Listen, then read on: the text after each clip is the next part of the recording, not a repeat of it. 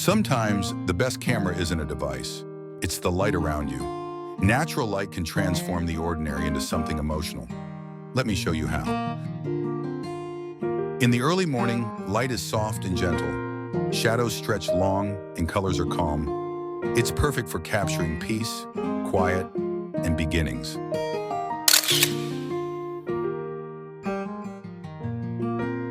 At noon, the sun is highest. Shadows are strong and bold. It's a challenge, but you can tell dramatic stories with contrast.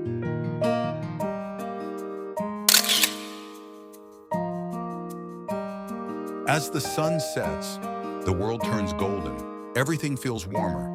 This is the hour photographers dream of, when emotions glow through every frame. Same place, same camera, but with different light, a completely different feeling. Learn to see the light and your photos will start to speak.